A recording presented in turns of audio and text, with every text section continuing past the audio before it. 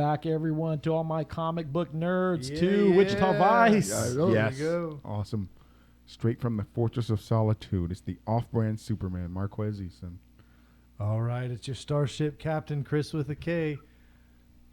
And I'm going to go with Patrick the Man, the Plan. That's mine. All right. I like that. And this is your host, Carlos. I will have my catchphrase. It's coming up, you guys. It sounds like it's the host, Carlos. The host. No, Carlos. I need to make it a little bit more dazzling. The host, just Carlos. No, Carlos, Man of Action. The host, Carlos, Man of Action. Or I'd like to be the rated R superstar, but I don't know if that would work. Easy. You're not Edge. Yeah. All right, you guys. So follow us on. We have discussed the movie Spider-Man. What was No Way Home. We discussed that in our Silver Cosmos movie reviews. Also, we are going to be tuning in this upcoming year for The Cutting Crew, Packs and Stacks, Eric's Fly Fishing Adventures. Like and subscribe. Follow us on Spotify, iTunes, YouTube, and other channels that will be opening up pretty soon. Real quick, let's go ahead and give a quick shout out and thank you to our following sponsors. Have you ever looked at your windshield and saw a chip or even a small crack, and you wonder what you could do to prevent future problems? Well, luckily here in Wichita, there's a company called Clear Visions. It's a locally owned and operated company, and they'll even show up on site. So even if you're at a birthday party, restaurant, whatnot, it doesn't take very long. So please give them a call, 316-258-9654, to help prevent future cracks or even shatters of your windshield. I got mine taken care of, and it didn't cost me hardly a thing in comparison to a new windshield. So please give them a call today. Number is 316-258-9654. All right, so we have our new villains of the month. What we will do is after this episode, we're going to be back to DC. So for all the DC fans, we didn't forget about you guys. So this is going to be the last of the Marvel, and then we'll get back to normal, you guys. So we're going to introduce the Sinister Six. Yes. So the Sinister Six kind of opened up a little bit in the movie of the Spider-Man movie, and we've seen them throughout the movies. But we're going to talk about the comic books itself. They were created by Stan Lee and Steve Ditko, and they made their appearances starting from 1964. So first up, we have Dr. Octopus. So I'm going to start this off with Chris. So we know that Dr. Octopus was an engineer. He has mechanical appendages on his back, and he appeared in Spider-Man issue number 3 in 1963. So tell us a little bit about Dr. Octopus. Well, he was kind of, he and Peter Parker as regular people without their secret identity villain heroes were kind of friends in most instances of them. And a lot of times Doc Ock he just got a little crazy. I think in the movies they had him, the AI of his tentacles took over his brain. I think more of your comic books is more that he's just a little bit of a mad scientist kind of guy going on.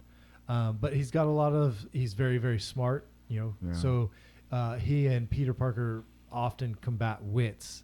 And that's one of the things that the real Octavius liked about Parker, the real Parker, was his mental capabilities and stuff. That's kind of what they found connection in. So most people really like him. He's typical fan favorite of the Spider-Man. Thought it was really cool to see the old version come back in a kind of a, I don't know that it was new. I mean, it seemed to be kind of the same exact guy that it was doing it. I mean, it was the same guy, but it's not like he had any new powers or anything. But I thought it was kind of neat to see him come back in this new iteration, because it's always fun to have a the eight-legged villain to fight the eight-legged hero, so to speak. Yeah, I was gonna say. Dr. Octopus to me was always kind of one of those villains that, for a while before Venom, Spider-Man regarded him as his greatest foe. And that's the thing about the villains. Your nemesis, they make you a better hero. And I've always liked that about Dr. Octopus. I think in the comic book, it was Dr. Octopus that handed Spider-Man his first loss. Because prior to that, Spider-Man was riding high on being Spider-Man. And it was Dr. Octopus that showed him, hey, I got you.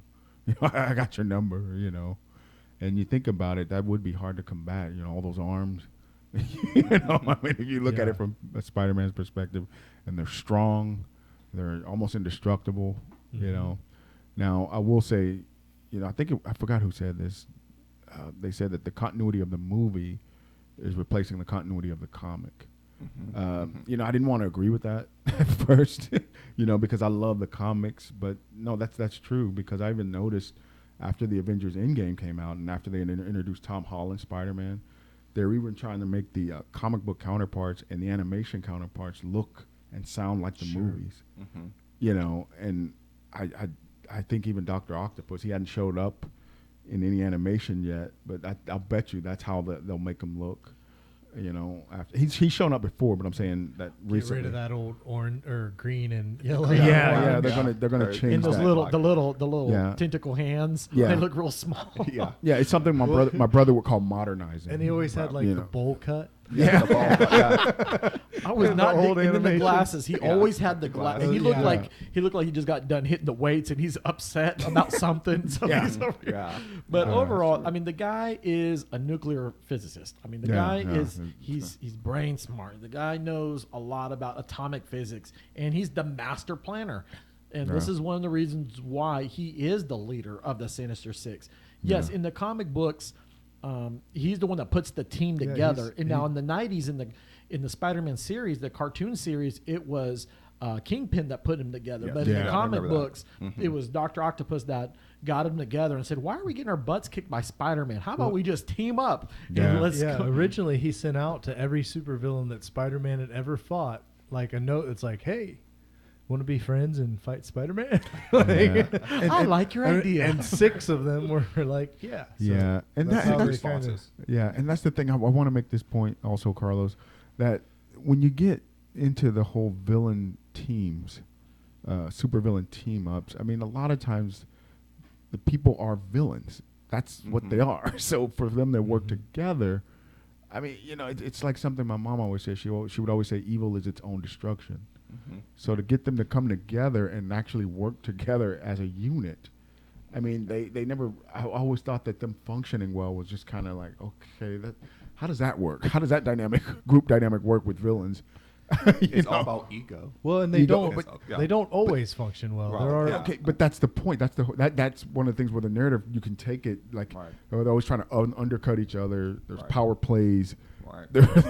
Well, it's like one way or the highway in terms of villains. As the heroes, they want to band together. They try to see if it's their way, but it doesn't work. Then they're like, "Let's work together." As the villains, it's no, this is the way. No, this is the way, because this is how I could defeat them. This is how you can beat them. And so that's why sometimes the villains will always, even with a team or individual, they're not going to always be successful. Yeah, because of their egos of wanting to be the person to destroy the hero. Yeah, Villain's job is always I want to be the first to destroy this hero. Yeah, that's their thing. But if they can't, they try being a team, and then after that, they still can't do it, because it's like, well, I can't do it my way. I have to do it together as a team. Does that make sense? No, it makes perfect sense. Absolutely. You know, and it's like when you look at the hero's motivation, you know, what is the source of your willpower? Correct. You know, it's how do you translate that, you know, over into the villain aspect of it? What drives you?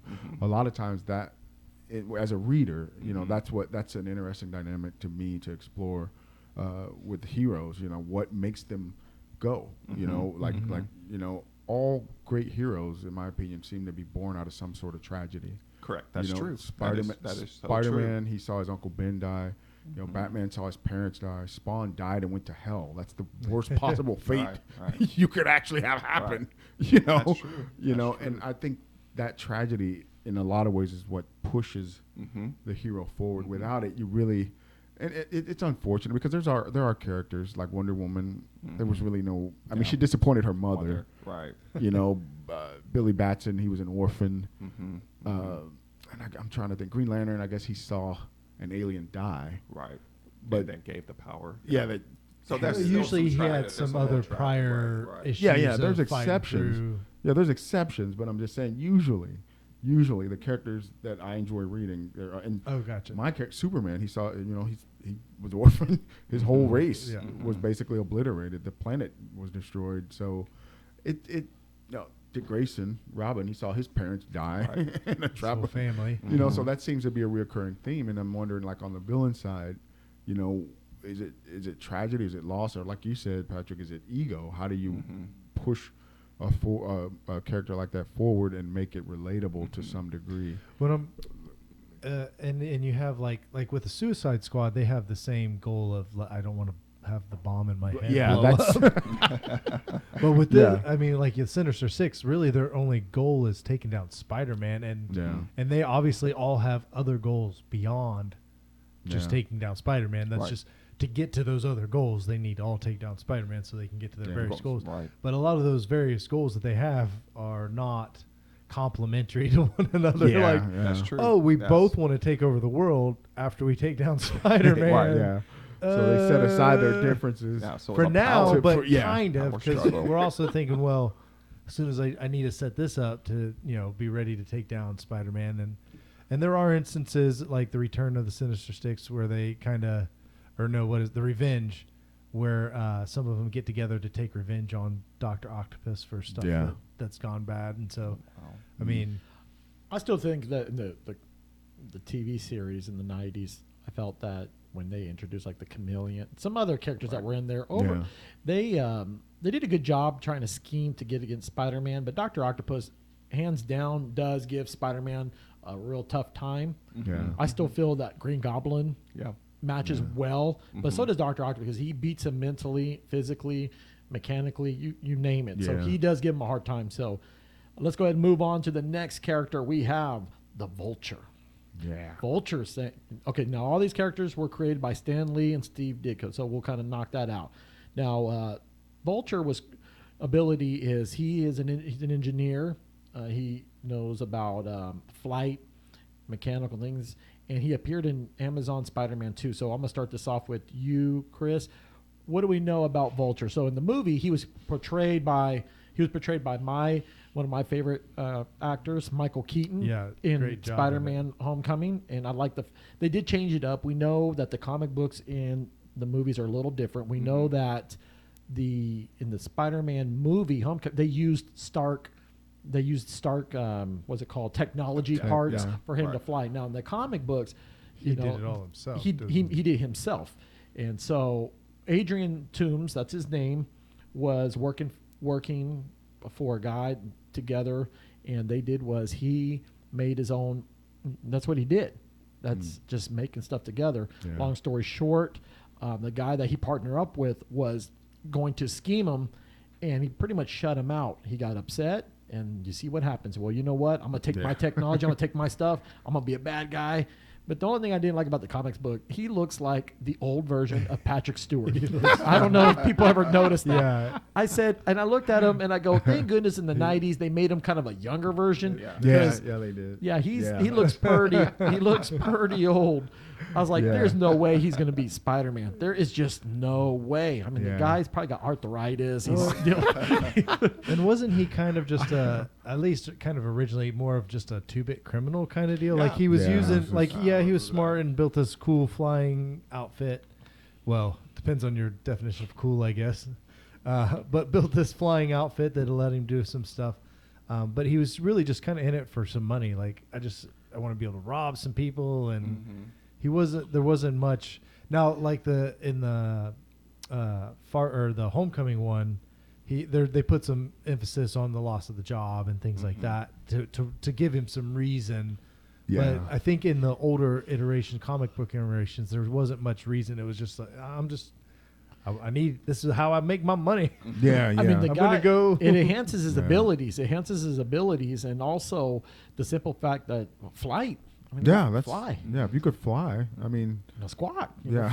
And I remember, I think it was, it's one of the newer Spider-Mans. I think it's the Ultimate Spider-Man, where he's fighting a version of like a teenager version of the Vulture, who actually has now it's more of a mutant Vulture, not cybernet, not mechanical or anything. It's actually like someone that something happened to him and now he looks kind of like a Vulture, which isn't any better than the old 80s version. I can tell you that.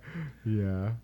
But I'm just excited to the simple fact that he's going to reprise his role in Morbius. I want to see where he's going to go with that. But Well, are they probably do they meet up maybe in jail?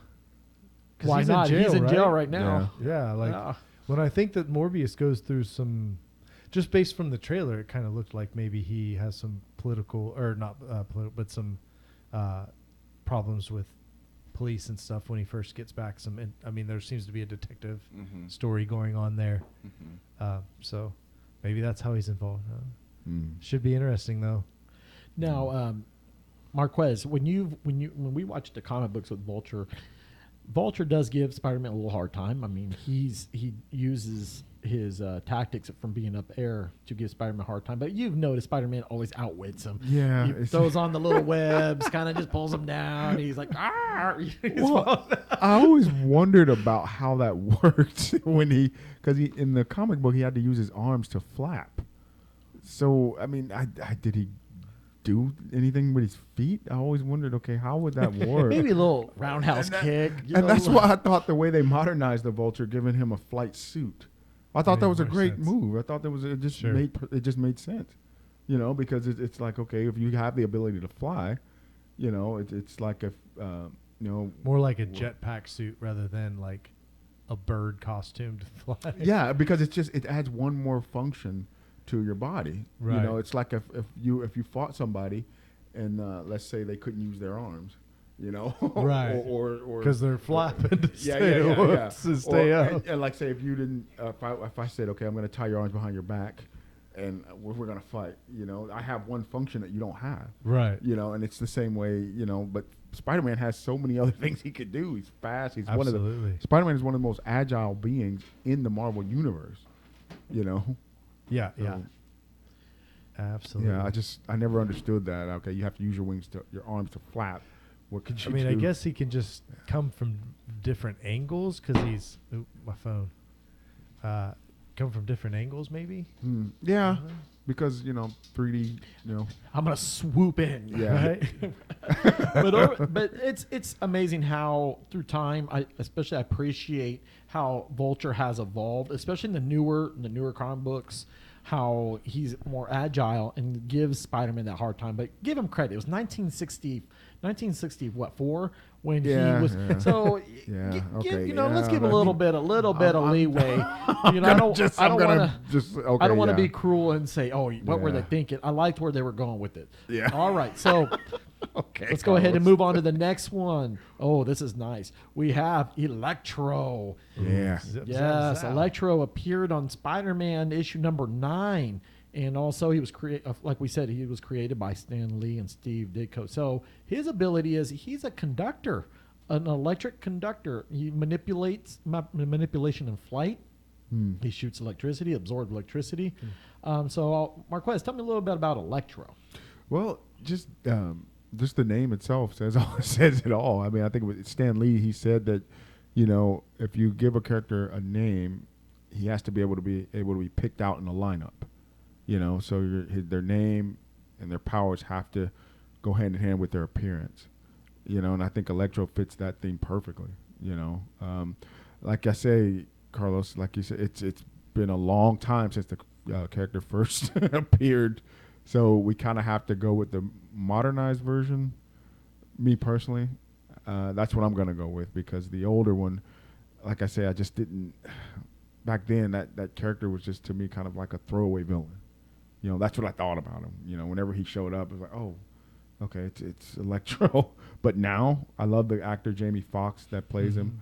Like I say, I love the way they portrayed him in No Way Home. Just the idea of giving him an arc reactor to leech off of, as someone who controls not just electricity, but any type of energy source. Yeah. They kind of expanded on the character by saying, okay, look, he can also tap into Tony Stark's arc reactor. And that opened up a whole new list of possibilities. Like, what else can he tap into? Could he tap into, like Star Trek, antimatter? What would Electro look like if he tapped into antimatter or dark matter, or all these other exotic forms of energy that are in the Marvel universe? In the comic book, if we distinguish one and the other, Max Dillon, that's his name. He was an electrician, a struggling electrician. His upbringing was pretty rough. Long story short, on his end, what happened was he worked for an electric company, and some guy was going up fixing some stuff, and he got stuck up there. Boss told him, "Hey, you need to go up there and get him out." He goes, "No, you need to pay me more money. I'll go up there." So he went up there, helped him out. Then he got struck with lightning, so he absorbed it instead of dying. He absorbed it. And then going forward with his costume. Now remember, we're in the '60s here. I know. I'm not. That little lightning bulbs that was coming. I'm like, what in the world? But through the time, we were just discussing in the Silver Cosmo movie reviews, the Amazing Spider-Man 2, when Jamie Foxx portrayed him being all blue and he fell into a guilt, that was okay. Yeah. I'll give him that. Okay. But it just did not seem convincing. In the new movie, No Way Home, Jamie Foxx portrayed him more like the comic book character. Yeah. He says, hey, Yeah, you know did. what? Yeah. I was a nobody there. Now I'm a somebody. I'm giving Spider-Man a hard time. Yeah, I'm beating him. So give kudos to the writers that made Jamie Foxx more realistic to the comic book Electro than the second one. Well, I think they just gave him some a meaning to why he's doing these things. Like the original Electro back in the comic books, I mean, he was just a guy that kind of had a hard knock life, blue collar guy, and he got zapped. And he's actually more of a mutant, whereas in like the movies, he falls into the electric eels deal. Yeah, and that's how. And it's more of an accident. So you have your different ways of getting your abilities. But he was looked on more of as a mutant because Magneto actually approached him to join the Brotherhood of Evil Mutants. Yeah, that's right. Because and that's because he gets zapped and then he just starts off with petty theft, like because he's trying to get enough energy to stay alive. Pretty much. And so he never really had that good deal. But then with the new Jamie Foxx, they gave him some reality to his condition. Yeah. And makes it more like, oh well, he's just some bad stuff kind of happened to him, and more of a victim of circumstances. And although they also showed him making the decision to take the arc reactor and try to stay bad, but then once they did get the deal on him to zap him back, like pull all the electricity out of him. Yeah. Like they almost made it seem like that power that he has is almost like an addiction. Like once he gets started on it, like I want more. But if we can get it all out of him, he's like, oh, like someone that's an addict. Once they've gotten that stuff out of their body, they're like, oh, I can think straight for a while. Yeah. But as soon as you get an alcoholic gets a sip of alcohol, I just want more. Yeah. And he kind of does that with the electricity. And it's almost like they have to intervene for him. Another thing that I appreciate about Electro is he gets involved with the superheroes. So in the comic books, he has his run-ins with Daredevil. He has ran across the Fantastic Four and here and there with Doctor Doom. So he's made him an appearance in quite a bit of the shows. But what I do appreciate about him is that he's not this silly character that he don't give up. He keeps going. Now, I don't know what's the difference. What is the difference between him and, like, the Shocker? Well, the Shocker is more, he uses gloves. Okay. And he has a padded suit to protect him from electricity, from his own gloves. The Shocker is more, it's the same theme, but they achieve that theme through different means. It's just the Electro he's a mutate, and the Shocker uses technology. Right, like Electro can basically become electricity. I mean, I guess we all are electricity a little bit. Yeah. We're living energy. But he doesn't have to be protected from electricity. Like he just absorbs everything himself and can then manipulate as he absorbs. All right. So on to the next character. We have Mysterio. Mysterio appeared in issue number 13 in 1964. And a little bit about him. This is Quentin Beck. His abilities is he's a master illusionist, and he does special effects. So he's pretty efficient at that. He's a chemist and also a robotist. He's skilled in hand-to-hand combat. And what it is his suit specializes in those special effects. So let's talk a little bit about him, Chris. So we've seen him in we seen him in the movie when he was in Far From Home, portrayed by Jake Gyllenhaal, which he did a great job. I felt that pretty good. they didn't do enough justice for him in that character. I think they rushed his character too much. Right. That's just my opinion. I felt that him and Spider-Man could have had a more of a mean. I didn't like the whole of him being a good guy. Then he was a bad guy the whole time. I didn't like that. I wish they could have done something a little better on that. But in the series, he does give Spider-Man a hard time. Yeah, I mean, in the animated series, the guy is a headache. I mean, I don't blame Spider-Man dealing with him. So just his expertise in stunt manning and stuff, he's able to kind of give Spider-Man a little bit of a run, with his martial arts and fighting skills that he's developed, and using his various forms of distraction. Yeah, to kind of try to give him a little bit of a leg up on him. And that's one of the things I've always wondered about, is like the way Spider-Man engages Mysterio. Wouldn't his spider sense be able to kind of crack through some of the illusions? I mean, in regards to because Spider-Man, he can sense danger, but aside from that, he believes he has to rely on his eyes. Right. Like, I always wondered how. I would love to see. I don't know if this has happened yet, but like Daredevil, how would he fight Mysterio? That'd be cool, because the illusions wouldn't work. There's no illusions. Yeah, you can't. Well, he could possibly create various sound illusions. Yeah, that's probably how. Because that's his whole thing. He's a master kind of illusionist, and his illusions seem so real, right? That you have to kind of. And so I could see them coming up with a way that he develops something that distorts or messes with the way that Daredevil perceives. But see, Spider-Man's senses. He doesn't have keen senses in the way that. I don't know that it's enough to catch Spider-Man, but it's enough to keep him from getting caught by Spider-Man. Yeah. If that makes sense. I always thought that was like, okay, wait, how did Spider-Man not know that way? Wouldn't his Spidey sense, or is it? The second time around, to answer that question, Mark, and that's a great question there. If you watch the shows and going forward, he uses his senses. So instead of using his sight so much, he relied on senses and realized, okay, that's not real. This can't be real. Right. And since he knows his areas really well, there was one scene where they were fighting in New York, in downtown New York, and Spider-Man knew, wait a second, that's not right. That's not where it needs to be. And he has been able to outwit Mysterio by just being familiar with his surroundings.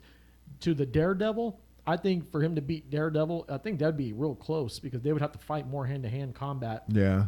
Because overall, he doesn't need the sight. Yeah. He can rely on his other senses. Yeah. I think a big thing that Mysterio, one of the reasons he's a big opponent for Spider-Man, isn't necessarily that physical aspect, but so he's that illusionist. What do illusionists love more than anything than the big reveal of their illusion? Yeah. At the stage magician is it's all about the reveal at the end. And so that's one of the things he uses. He does a lot of framing of Spider-Man and other stuff using his various illusion stuff. Yeah, like he did both in the movies and comics, and I mean that's one of his tactics throughout. Is framing Spider-Man via illusion, but then also in the movies the big reveal of revealing Spider-Man that sets off a whole nother problems for him as they go. So I think that's one of the big things that he's not afraid to like a lot of villains always want to work in the behind the scenes. It's like a Kingpin, if you know Kingpin's name, you're either his friend or you're dead. Yeah, and that's the but thing. Mysterio wants to, ta-da, everybody look at what's going. He's not afraid to walk out into public with everybody and to show the heroes their secret identities, to show secrets and stuff like that. So All right, so we're going to move on to the next character we have, Sandman. All right, so Sandman appeared in issue number 4 in 1963. And this is Flint Marko. So Flint Marko, his powers is he's able to manipulate dust. I guess you want to call that sand, right? I mean, so he has super. Why does it stop it? Why? I mean, sand is really small particles of rock. Why wouldn't it go to dust? Bigger rocks. You know what I mean? He's out there. He's out there. We've seen in the movies he can create sandstorms. Oh, he can do all kinds of become weaponry. Giants and stuff. Now, so in this character here, we know that his abilities came literally through a freak accident, if I'm not mistaken. Mm-hmm. And what happened was when that experimental reactor it blew up, didn't it? If I'm not mistaken, it blew up, and he got contracted with it. It just changed his whole genetic scene, and he just became part of Sand. And when I watched him in the comic books, and when I seen the comic books and I watched him on the TV series, I was just amazed. Like, wow, I don't think Spider-Man can beat this guy. There's just no way. Well, you know, when you're dealing with Spider-Man, you got the brains, you figure out things. And this is one of the things that I'm like, okay, Sandman, you're really not a threat. You're just another guy that's just happened to just be there. So let's go ahead and start this off with you, Chris. Tell me a little bit more about Sandman. About Sandman, I mean, he was, I think he was kind of beat by his parents growing up. Yeah. Or no, he was abandoned. I'm sorry, he was abandoned. And he was bullied. He was bullied by kids in school. I said parents, but he was and that's where he learned to fight, defend himself. They said that fighting him was like trying to grab sand kind of deal because he was so slippery and had learned his own little street fighting techniques. Did some football and such in high school. Wound up going to I believe Rutgers. Yeah, the prison. No, complex. the prison Rikers, island. the prison Yeah, island. yeah. I'm Prison thinking island. college. And What am I? This guy. And that's he wound up from Rikers. He made an escape and wound up in on an experimental testing site. That's when he got his. So it's not like something that he wasn't like a mutant that grew up with these things like that. So this was something that it was an accident. You know, he gets his powers through an accident. That's kind of, one of those things, comic books where you're born with it was an accident or you're alien, like where these powers come from. So total accident, just got in some sand covered with some experimental radiation. So kind of goes with that Spider-Man radiation, radiated spider lights in. Yeah. So, somehow in the Spider-Man radiation does weird things, not give cancer. Yeah. And that's the thing. That's the thing. It's always like, back then when comic book characters, there were so many characters that were, accident, Right. now I have abilities, or radiation, it just gave you whatever you needed. That or toxic waste or some kind of, he was kind of a small time criminal. That's how he got into, after he had a football career going in high school that pittered out. But he started doing little hustles, small time crime hustles, got a little bigger, got caught, went to jail. So, started that. Yeah. Not necessarily like he's not like one of those evil villains. Like, no, I will take over the world or I want to kill all of humanity. I'm just trying to make a buck, man. Yeah. He's just a little bit above street level characters. Right. I think they have threat levels. As far as his intentions, now his powers are pretty big. Like he's pretty, he's practically invulnerable. How do you beat, kill? I know Spider-Man comes, there's many ways that Spider-Man comes around doing it, but none of those are like hurting him. Yeah. None of those, and he can't be really hurt necessarily. No. He can kind of be locked up or frozen or, I don't think I've ever remembered the Sandman being pained or actually. Yeah. In Spider-Man, in the movie, in Spider-Man 3, when Spider-Man gets all ticked off and he gets the symbiote, you see how when he was the symbiote, he was able to hurt him. But that was the movie. In the comic books, he used a lot of just using bings chemistry, learning how to put sand into lightning and glass, intense heat with sand, things like that. So, but none of those, I don't think. They'd stop him, but they wouldn't necessarily hurt him. Yeah, if that makes sense. So, he's based on the movie, he's ageless. Yeah, pretty much. Yeah, across dimensional universes. Because he doesn't age. Because in the movie, he looked like he didn't age at all. I'm like, you were in that Spider-Man movie years ago, and he still looks the same. Yeah. But the movie gave the more recent movies, they give a little bit more humanity to him, that he's not, and he's never been like a bad guy. He's just trying to make ends meet. Really, he's just trying to get by. And he turned to a life of crime to do that, unfortunately.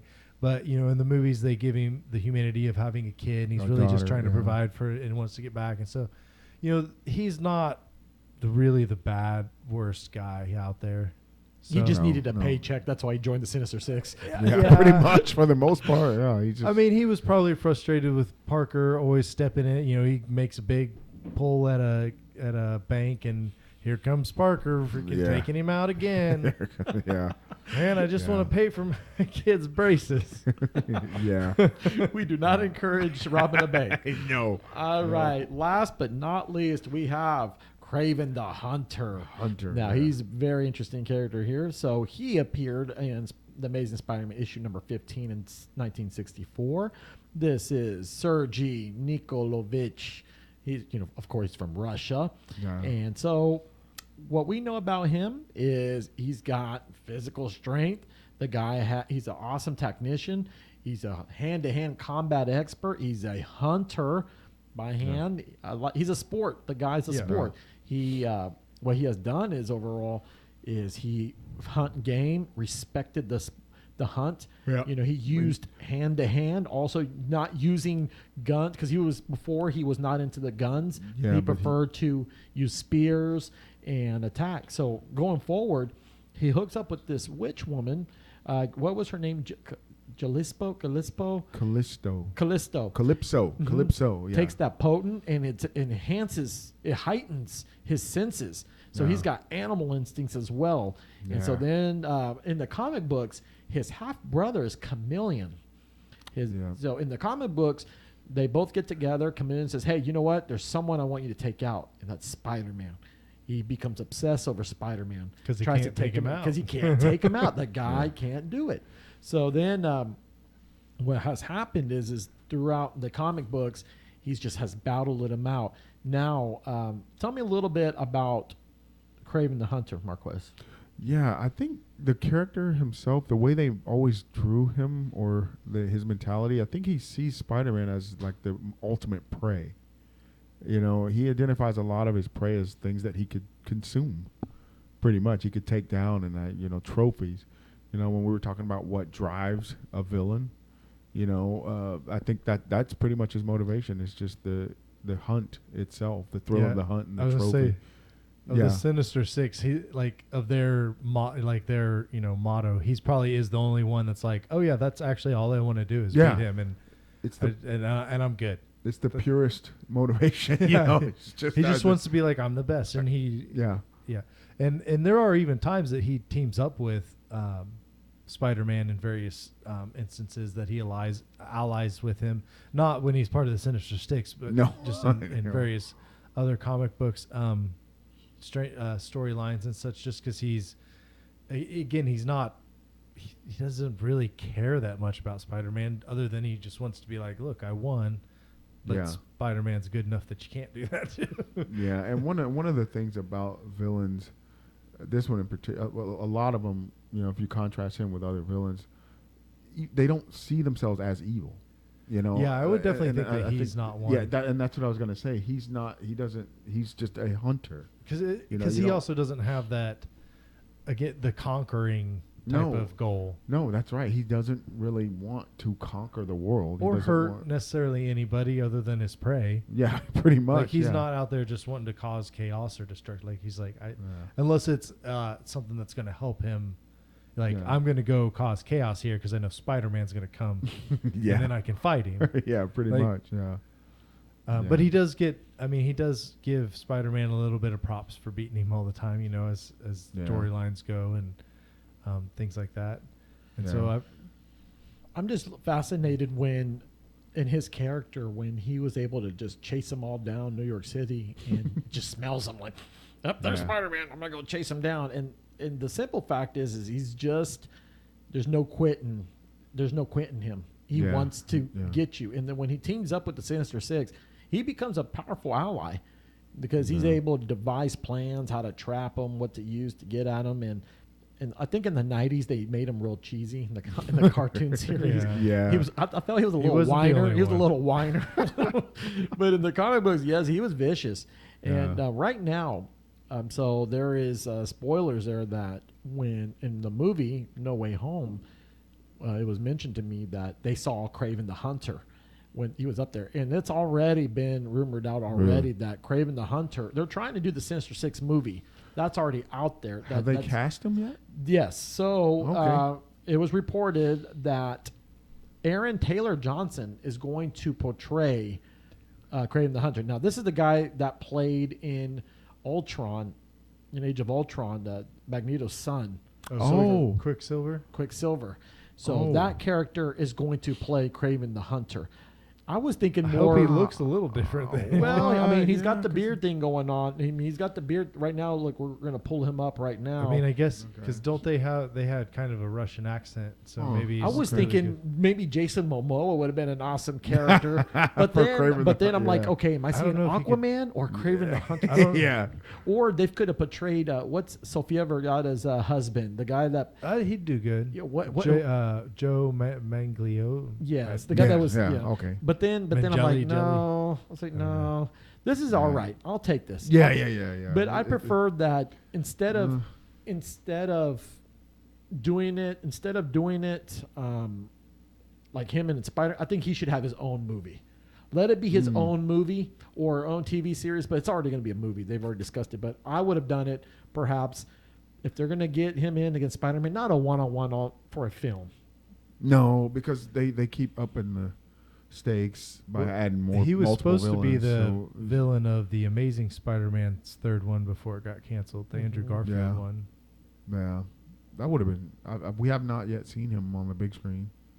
Yeah, Craven. Yeah, and that's the thing about him. I always liked his outfit. The split vest with the lion on it, stuff like that. that was always cool. The yeah. fur. Yeah, that was cool. Yeah. So we'll just have to see how it plays out. But Yeah. overall, the Sinister Six has been in the works for the longest time to get this movie up and going. I think it'd be good to see him and Shang-Chi fight. Yeah, Craven and Shang-Chi. Yeah, I forgot all about Shang-Chi. Well, Shang-Chi Yeah, should be he's coming back in, if I'm not mistaken, a sequel, or he's going to be in another I think movie. they're going to do a sequel before the next team up. next team up of Avengers. Okay, well, anything on for Craven, Chris? What you were gonna say? I think he hit it all, man. I think we did. I think we got it. You So the guys. Sinister Six, awesome. We did the Sinister Six. Now, like I said, we will bring back the DC. We'll also bring back as well the Marvel heroes. So real quick on the notes of the shows, Chris, what TV shows have you been watching lately? Oh. What's that? The TV shows that I've been watching. I told you, and I forgot which ones I told you. I think the first one was The Foundation on Apple TV. It's really good. It's an Isaac Asimov's Nebula Award-winning.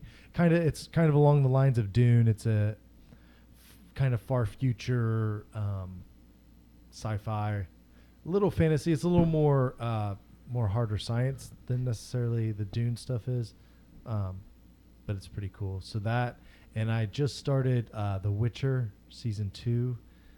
Just started it. It looks so good so far.